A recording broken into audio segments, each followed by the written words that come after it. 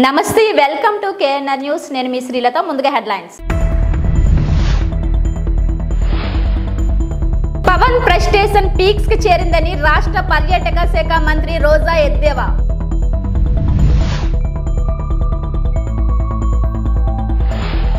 Helmet ధరించి వాహనములను నడిపి ప్రాణాలు కాపాడుకోవాలని సూచన మైలవరం ఏసీపీ సుంకర మురళీమోహన్ కేంద్రానికి 8,000 కోట్లు ఇస్తా స్టీల్ ప్లాంట్ ప్రైవేటీకరణ ఆపండి ప్రజాశాంతి పార్టీ అధ్యక్షులు కేఏ పాల్ ఎన్నో ఏళ్లుగా ప్రభుత్వాలు మారినా మా తలరాత మారలేదని ఎన్నో ఏళ్లుగా తమ గ్రామానికి రహదారి మార్గం లేక తీవ్ర ఇబ్బందులు పడినా తమకు పార్వతీపురం స్థానిక శాసనసభ్యులు అలజంగి జోగారావు చేసిన మేలు ఎన్నటికీ మరువలేనివని ఆయన చేసిన మేలుకు ఆయనకు జీవితాంతం రుణపడి ఉంటామని బల్జిపేట మండలం చినవంతరాం గ్రామ ప్రజలు కేఎన్ఆర్ న్యూస్ కు తెలిపారు. బుధవారం చినవంతరాం గ్రామం నూతన బీటీ తార్ రోడ్డు ప్రారంభం కార్యక్రమానికి విచ్చేసిన స్థానిక శాసనసభ్యులు అలజంగి జోగారావుకు గ్రామస్తులంతా అపూర్వ స్వాగతం పలికి గుర్రపు రథంపై కూర్చోబెట్టి అడుగడుగున హారతి పట్టి మేళ తాళాలతో జన సందోహం మధ్య చినవంతరాం గ్రామంకు వేసిన నూతన బీటీ తార్ రోడ్డుపై గుర్రపు రథంపై తీసుకువెళ్లి జై జగన్ జై జోగారావు అని పెద్ద ఎత్తున నినాదాలు చేస్తూ మనసారా కృతజ్ఞతలు తెలుపుకున్నారు.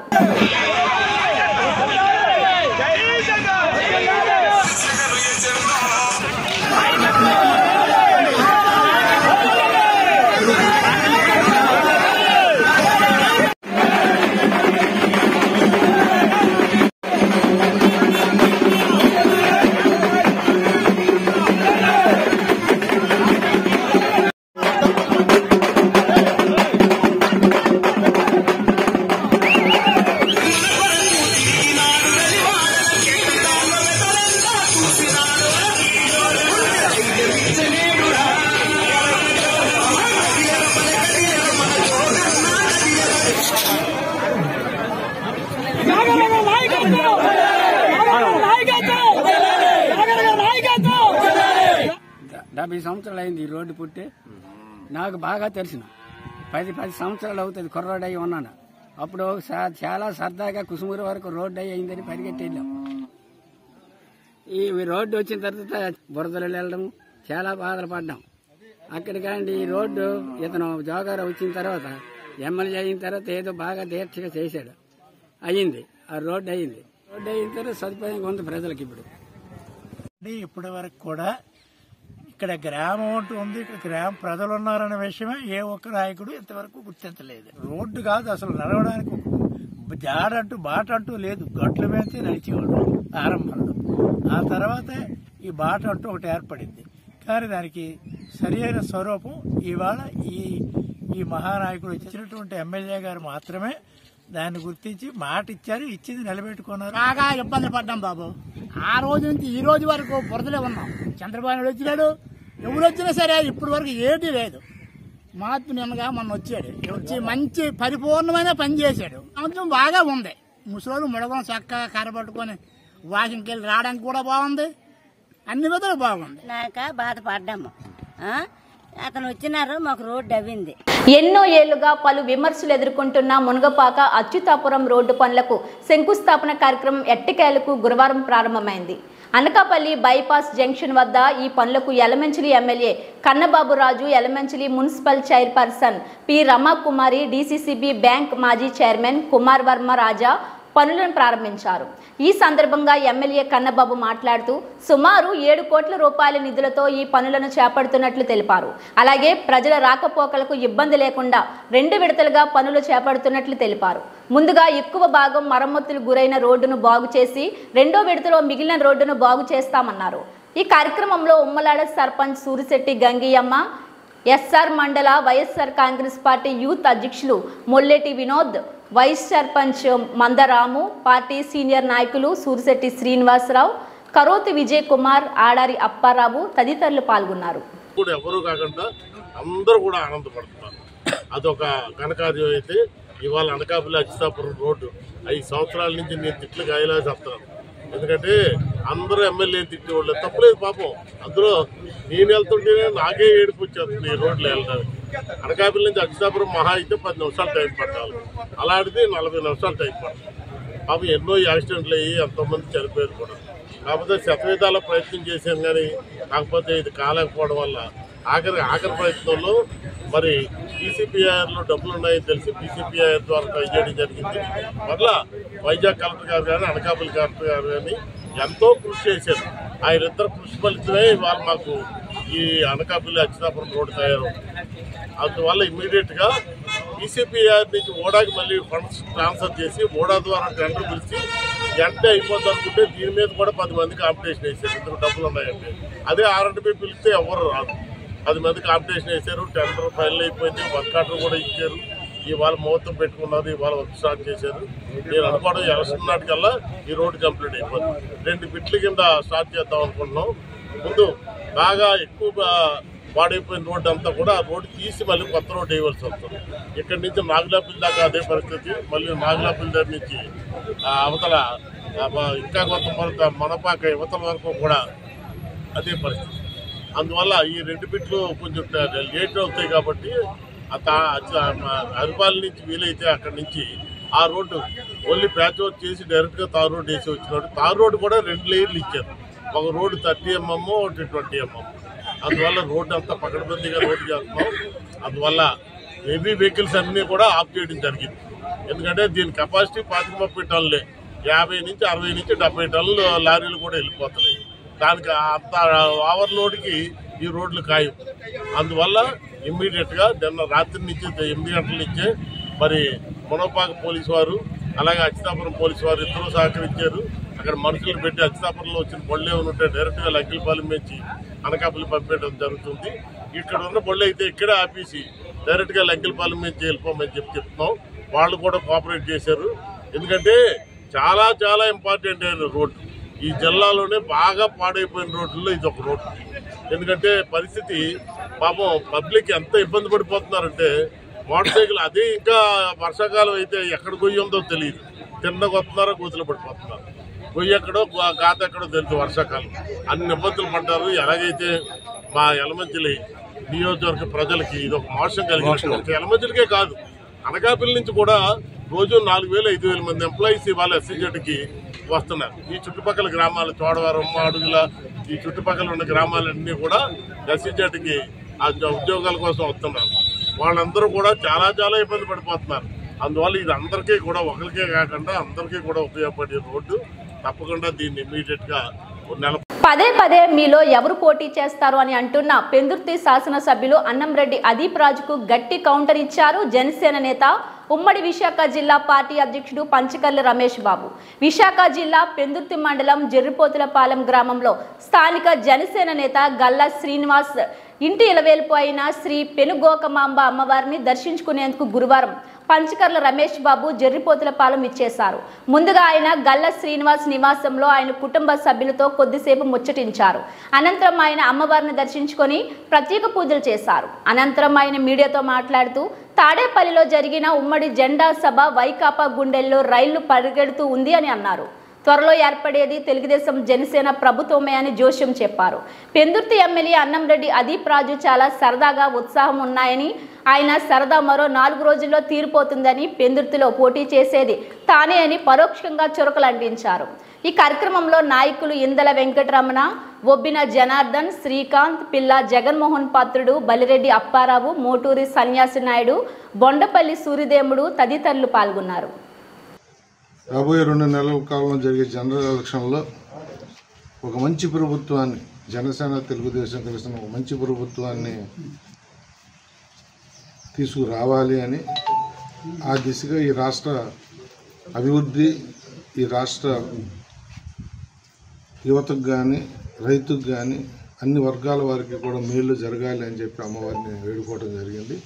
ఆ అమ్మవారి ఆశీస్సులతో రాష్ట్రం సుభిక్షంగా ఉండాలి, తెలుగుదేశం జనసేన ఉమ్మడి ప్రభుత్వం రావాలా, రాష్ట్ర ప్రజలందరూ కూడా సుఖ సంతోషాలతో ఉండాలి అని చెప్పి కోరుకుంటూ, భవిష్యత్తులో మంచి పరిపాలన, మంచి ప్రజాశ్రేయస్సు కోరే 2 వ్యక్తులు కలిసి నిర్మించే ప్రభుత్వం పవన్ కళ్యాణ్, చంద్రబాబు నాయుడు గారి ఆశీస్సులతో ఈ రాష్ట్రం సుభిక్షంగా ఉంటుంది అని చెప్పి మనస్ఫూర్తిగా నమ్ముతూ, మరి నిన్ననే ఆ కార్యక్రమం కూడా జరిగింది. ఎలక్షన్ శంకారం పవన్ కళ్యాణ్ గారు, చంద్రబాబు నాయుడు గారు నిన్న మొదలుపెట్టడం, దానికి జెండా అనే నామకరణంతో ఒక బహిరంగ సభ, భారీ బహిరంగ సభ ద్వారా ప్రజలకి ఈ రెండు పార్టీల కలయిక వల్ల రాష్ట్ర ప్రభుత్వం జరిగే మేళ్ళు గురించి కానీ మంచి గురించి కానీ చాలా చక్కగా, అంటే నేను గతంలో చూశాను, ఇప్పుడు చూశాను, గత 20 సంవత్సరాల నుంచి రాజకీయాల్లో ఉన్నాను.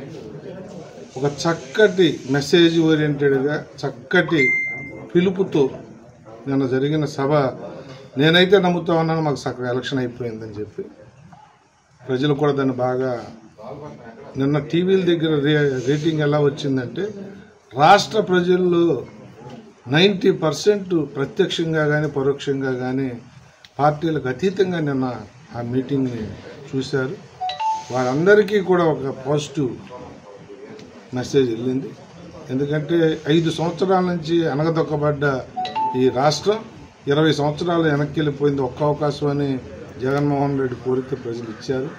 దాన్ని ఆయన సద్వినియోగం చేసుకోలేకపోవటం 20 సంవత్సరాల రాష్ట్రం వెనక్కి వెళ్ళిపోయింది. దాన్ని మళ్ళీ ముందుకు నడిపించడానికి కలయిక, ఇది కేవలం రాష్ట్ర శ్రేయస్సు కోరే కలయికగా తప్ప.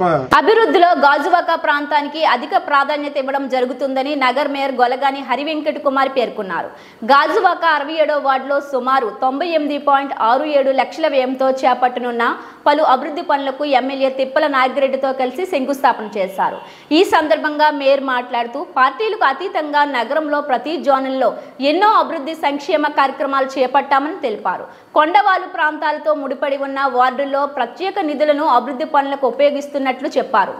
కార్యక్రమంలో నియోజకవర్గ సమన్వయకర్త ఊరుకుటి చందు, కార్పొరేటర్ పల్లా శ్రీనివాస్, DCMS మాజీ చైర్పర్సన్ పల్లా చిన్నతల్లి తదితరులు పాల్గొన్నారు. మరి అర్బన్ ఏరియాలో భాగం కనుక అర్బన్ ఏరియా అంతా కూడా డెవలప్మెంట్ అవ్వాలా, ఎంచేతంటే పరిపాలనా రాజధాని ఇచ్చాము, అన్ని వస్తువులు మౌలిక వస్తువులు సమకూరిస్తే ఇండస్ట్రియలిస్టులు వస్తారు, ఇండస్ట్రీస్ పెడతారు, పిల్లలు ఎక్కడే చదువుకుంటారు, ఎక్కడే ఉద్యోగాలు వస్తాయి, హ్యాపీగా ఉంటారు ఉద్దేశంతో మరి డెవలప్మెంట్ మీద ఎక్కువ కాన్సన్ట్రేషన్ పెట్టడం జరిగింది. ఖచ్చితంగా మన పిల్లలు చదువుతో పాటు మన కుటుంబం ఆరోగ్యంగా ఉండాలని, అలాగే అన్ని సంక్షేమ పథకాలు ఇచ్చి పేదలందరినీ కూడా ఆదుకోవాలని ఇచ్చిన మాట నిలబెట్టుకున్నటువంటి మహానాయకుడు ఈ రాష్ట్ర ముఖ్యమంత్రి వర్యులు జగన్మోహన్ రెడ్డి గారు. భవిష్యత్తులో ఇలాంటి ముఖ్యమంత్రి మళ్ళీ మనం ఉండాలని అందరం కోరుకోవాలా. ఎంచేతంటే పేదల పాలిట పెన్నిదిగా ఇలా రాముడి పరిపాలన చరిత్రలో చూసాం.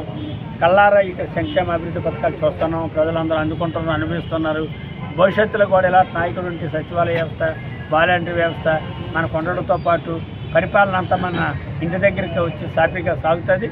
అంచేత అలాంటి నాయకుడిని మళ్ళీ మనం ముఖ్యమంత్రి చేసుకోవాలంటే మీరు అందరూ ప్యాన్ గుర్తు మీద ఓట్లేసి వైఎస్ఆర్ పార్టీని ఆశీర్వదించాలని సందర్భంగా కోరుకుంటూ ముగిస్తున్నాం. CC roads, CC drains, CC culverts, అలాగే సీసీ స్టెప్స్, ఈ కార్యక్రమాలకి మొత్తం కూడా మనం కోటి రూపాయలతో ఈరోజు శంకుస్థాపన కార్యక్రమం చేపట్టడం జరిగింది.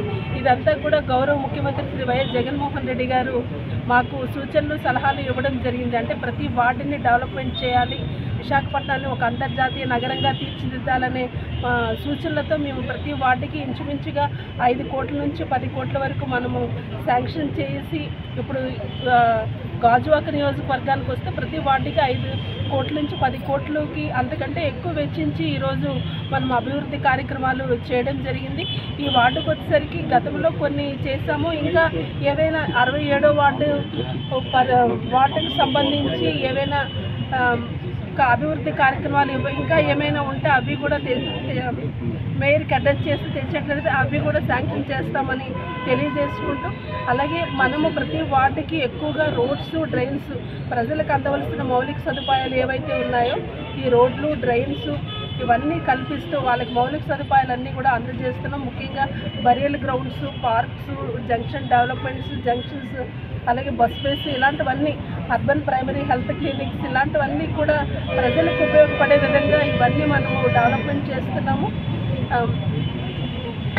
ముఖ్యమంత్రి గారు ఒక పక్క సంక్షేమము, అభివృద్ధి కార్యక్రమాలు చేపడుతూ ఇలా మాకు జీవీఎంసీ పరిధిలో ఉన్న అన్ని వార్డుని డెవలప్మెంట్ చేసే కార్యక్రమాలకి పెద్ద ఎత్తున మాకు సూచనలు సలహాలు ఇవ్వడం వల్ల మేము ఇవన్నీ కూడా చేస్తున్నాము.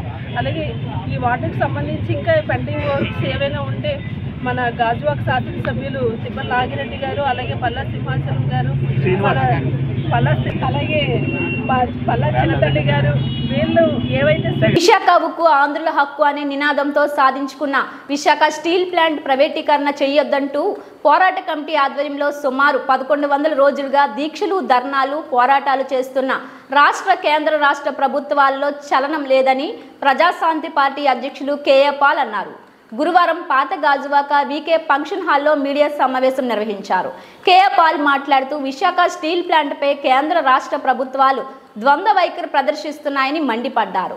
ప్రభుత్వ సంస్థలు నష్టాల్లో ఉంటే ఆదుకోవాలి కానీ అమ్మకూడదన్నారు. విశాఖ స్టీల్ ప్లాంట్ను అమ్మకుండా చూడాలని హైకోర్టులో పిల్ దాఖలు చేయడం జరిగిందన్నారు. విశాఖ స్టీల్ ప్లాంట్ను ప్రైవేటీకరణ చేయకుండా కేంద్ర ప్రభుత్వంలోనే ఉంచినట్లయితే 8,000 కోట్ల రూపాయలు కేంద్ర ప్రభుత్వానికి ఇస్తానని హైకోర్టులో పిల్ ద్వారా తెలియజేయడం జరిగిందన్నారు.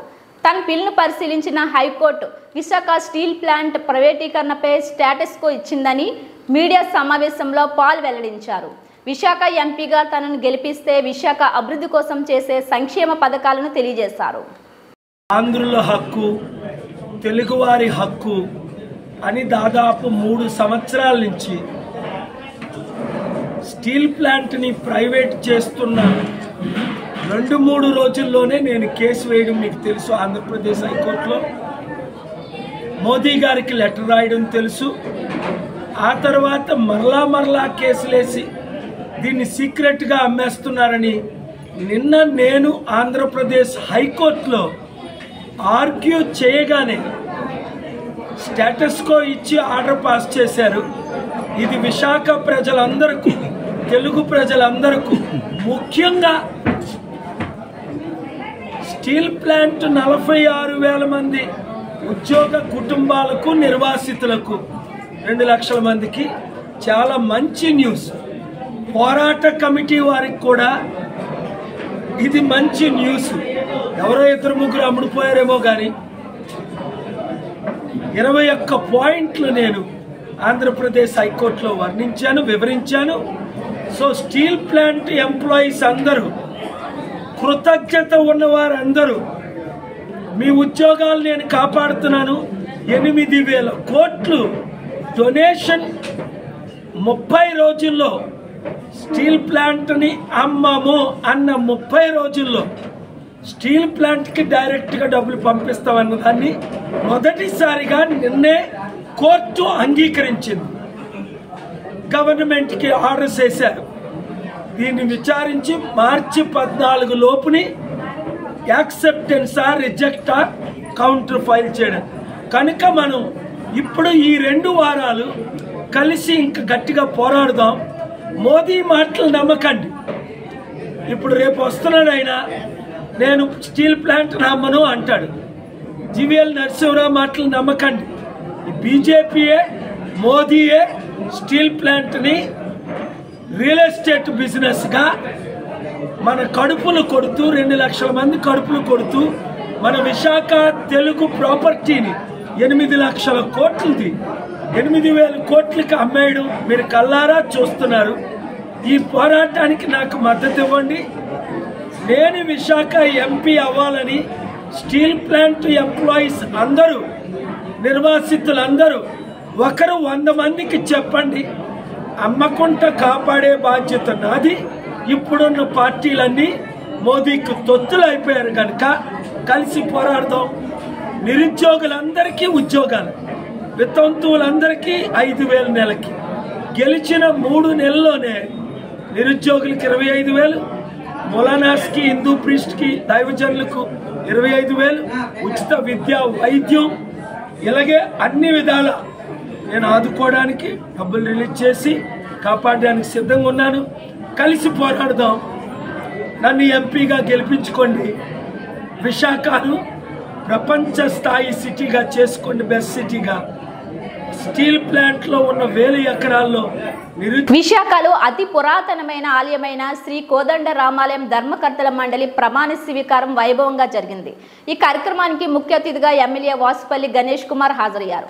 38వ వార్డు వైసీపీ అధ్యక్షుడు సంకాబొత్తుల సన్యాసిరావు, మాజీ corporator Umamaheswararao, TLP leader Behara Venkataratnam ఆధ్వర్యంలో ఈవో నీలిమ, ఇన్స్పెక్టర్ వసంత్ కుమార్ సమక్షంలో ముందుగా ఆలయ ధర్మకర్తల మండలి సభ్యులు కోసూరు వాసు, వల్లి శ్రీనివాసరావు, కాకి పద్మ, సనపల రోహిణి, టి లక్ష్మి, శీలాదేవి సభ్యులతో కలిసి ప్రమాణ స్వీకారం చేయించారు.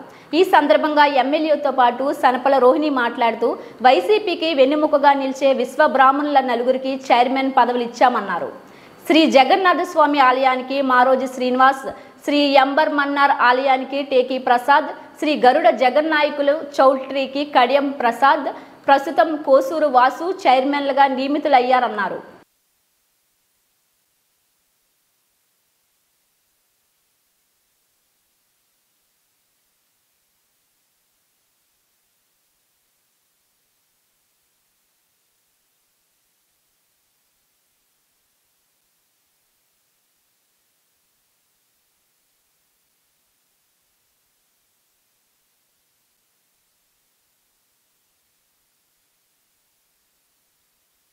విశ్వబ్రాహ్మణులు నివసించే ప్రాంతం కాబట్టి ఆ ప్రాంతానికిలో ఉండే ఆలయాలన్నీ కూడా ముఖ్యంగా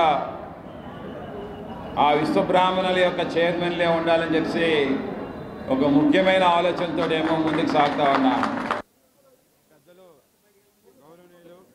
వాసుపల్లి గణేష్ కుమార్ గారు మా అందరికీ ఈ ట్రస్ట్ బోర్డు సభ్యులుగా నిర్మించడం చాలా ఆనందం అని తెలియపరుచుకుంటూ మా చెల్లి రోహిణి గారు, మిగతా పెద్దలు వల్లి శ్రీని గారు, లక్ష్మి గారు, శీలాదేవి గారు అందరం కూడా ఈ గుడికి రావడం మాకెంతో పూర్వజన్మ అదృష్టంగా భావిస్తూ ఈ గుడికి మా శక్తివంతుల కృషి చేసి బాగా సర్వీస్ చేసి పేరు ప్రఖ్యాతులు తీసుకొస్తామని తెలియపరుచుకుంటాం.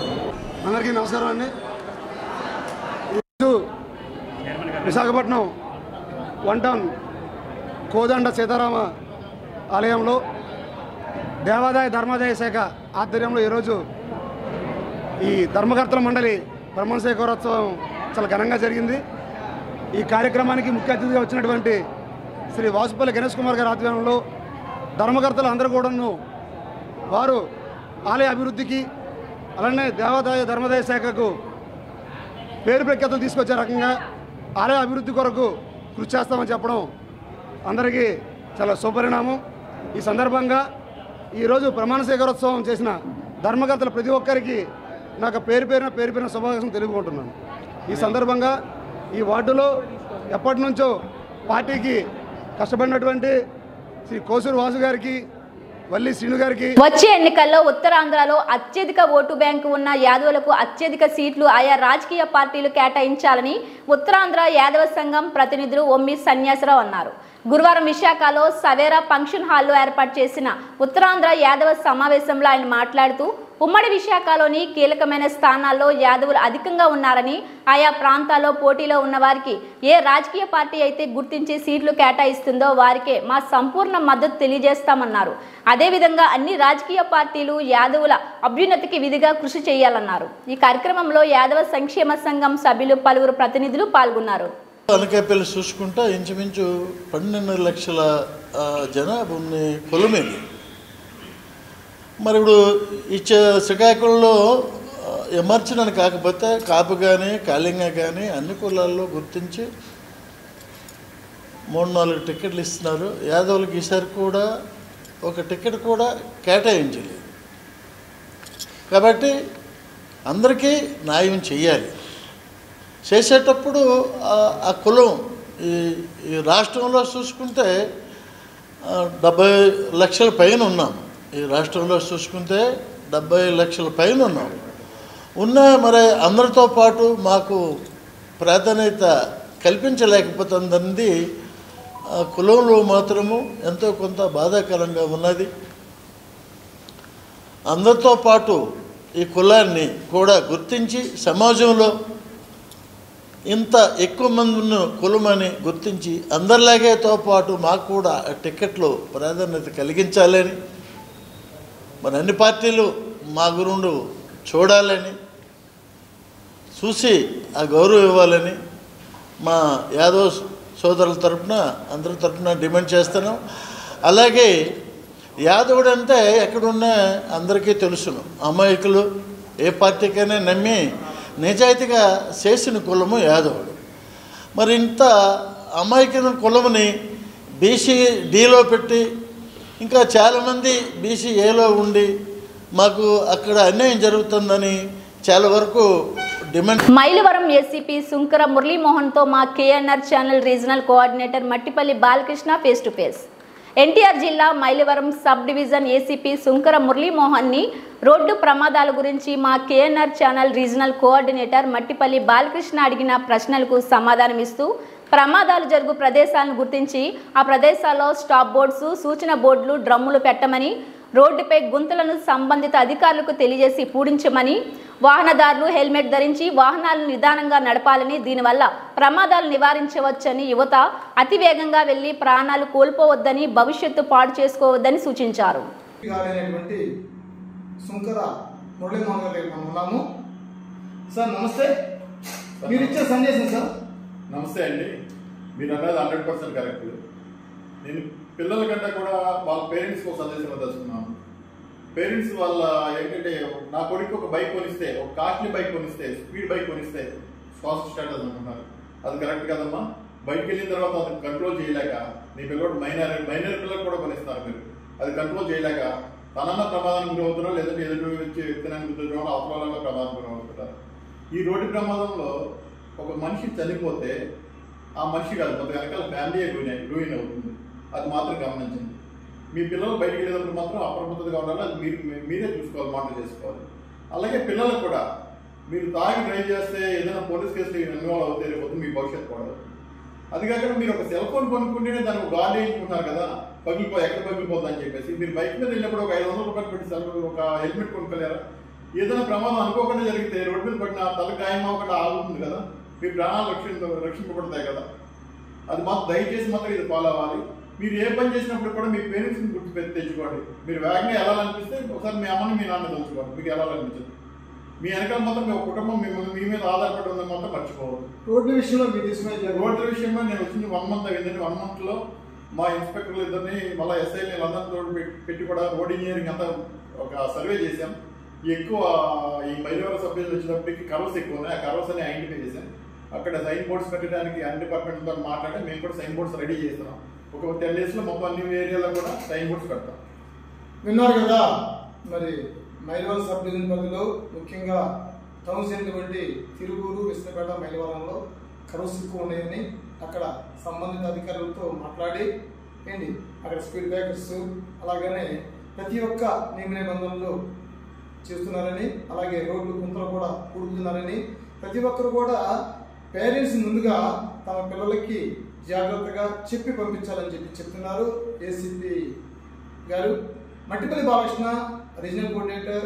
విశాఖలోని ఎంవిపి కాలనీ సమతా కళాశాలలో దిశ 2024 పేరిట కామర్స్ అండ్ మేనేజ్మెంట్ విద్యార్థులకు ప్రత్యేక కార్యక్రమం నిర్వహించారు.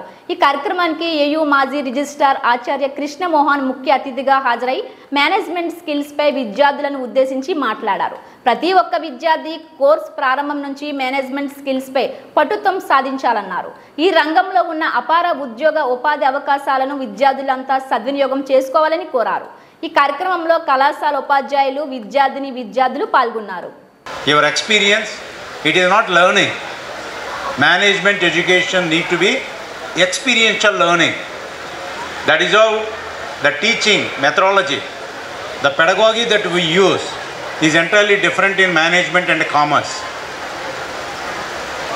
They have to be very practical in their orientation. In Disha program, you are all going to. TDP అధినేత చంద్రబాబు బ్రాహ్మణ సామాజిక వర్గం పట్ల ఏమాత్రం గౌరవ మర్యాదలు ఉన్న పి గన్నవరం అసెంబ్లీ నియోజకవర్గానికి టీడీపీ అభ్యర్థిగా పోటీకి నిలబెట్టబోతున్న మహాసేన రాజేష్కి ఇచ్చిన టికెట్ను వెంటనే రద్దు చేయాలని వైసీపీ సీనియర్ నాయకులు పివి నారాయణరావు, ప్రముఖ ట్రేడ్ యూనియన్ నాయకుడు వివి వామన్ రావు డిమాండ్ చేశారు. విశాఖలో గురువారం ఆయన మీడియాతో మాట్లాడుతూ క్రైస్తవుల సభలో అగ్రవర్ణ అమ్మాయిలను ప్రత్యేకించి బ్రాహ్మణ అమ్మాయిలను ప్రేమించి వివాహం చేసుకుంటే లక్షల్లో బహుమతి ఇస్తానని, అలాగే వారు విదేశాల్లో సుఖంగా బతకడానికి నివాసం కల్పిస్తానని బహిరంగంగా బ్రాహ్మణ సామాజిక వర్గాన్ని అవమానపరిచేటట్లు మాట్లాడిన మహాసేన రాజేష్కు వచ్చే ఎన్నికల్లో టికెట్ను కేటాయించడం సిగ్గుచేటు అన్నారు. ఇటువంటి చర్యల ద్వారా మరోసారి తెలుగుదేశం పార్టీ బ్రాహ్మణుల పట్ల చులకన భావాన్ని బహిర్గతం చేసినట్లు అయిందన్నారు. మాట్లాడాడు. అటువంటి వ్యక్తికి చంద్రబాబు నాయుడు టికెట్ ఇచ్చాడు. దీన్ని బట్టి చంద్రబాబు నాయుడిని ఏమనుకోవాలి? నువ్వు బ్రాహ్మణులకు టికెట్ ఇవ్వవు, కానీ అగ్రవర్ణాలని పర్టికులర్గా బ్రాహ్మణుల్ని కించపరిచి మాట్లాడినటువంటి వ్యక్తికి టికెట్ ఇస్తున్నావు అంటే నీ ఉద్దేశం ఏమిటి? పవన్ ప్రెస్టేషన్ పీక్స్ కి చేరిందని రాష్ట్ర పర్యాటక శాఖ మంత్రి రోజా ఎద్దేవా చేశారు.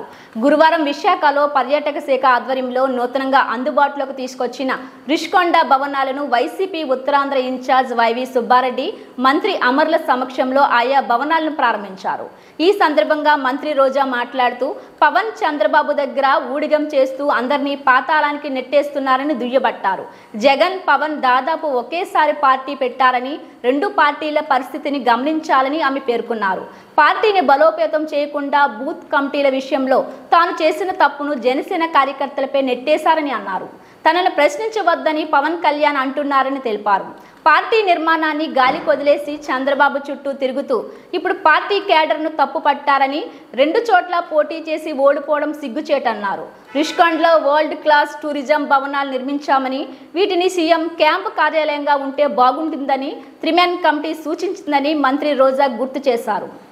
ప్రధానమంత్రి అయి ఉండేవారు. సో ఆవేశంగా ఊగామా అరిచి మాట్లాడామా అనేది కాదు. మనం పార్టీ పెడితే ప్రజలకు ఏం చేయబోతున్నాం అనేది చెప్పాలి. ఆ అధికారంలో వచ్చే క్రమంలో ప్రతిపక్ష నాయకుడిగా ఏం చేశాము అనేది ఇక్కడ ప్రజలందరూ కూడా గమనిస్తారు. పార్టీ పెట్టి ఎన్నేళ్ళయింది? దాదాపుగా జగన్ గారు పార్టీ పెట్టిన దానికి, పవన్ కళ్యాణ్ పార్టీ పెట్టిన దానికి 1 year తేడా ఉంటుంది అంతే. మరి ఈరోజు జగన్మోహన్ రెడ్డి గారు 151 సీట్లతో తిరుగులేని ముఖ్యమంత్రిగా ప్రజల ఆశీస్సులతో ఎలా అయ్యాడు? ఊరికే అయిపోలేదుగా. మరి నువ్వు కనీసం 2 చోట్ల నించుంటే 2 చోట్ల కూడా ఎమ్మెల్యేగా గెలవలేకపోయావు అంటే అర్థం చేసుకోవాలి. ఈరోజు సిగ్గుచేటు ఏంటంటే ఒక పార్టీ ప్రెసిడెంట్గా ఉండి 24 సీట్లకే పరిమితం అయిపోయి మళ్ళీ క్యాడర్ని తిడతాడు. మనకెక్కడుందయ్యా బూత్ కమిటీలు? మనకెక్కడుందయ్యా మండల కమిటీలు? ఎవరండి డిజైన్ చేయాలి? మండల కమిటీలను ఎవరు ఏర్పాటు చేయాలి? బూత్ కమిటీలను ఎవరు ఏర్పాటు చేయాలి? పార్టీ ప్రెసిడెంట్ చేయాలి. ఇవి బులెటిన్ అప్డేట్స్. మరిన్ని వార్తా విశేషాలతో మళ్ళీ కలుద్దాం. అంతవరకు సెలవు. నమస్కారం.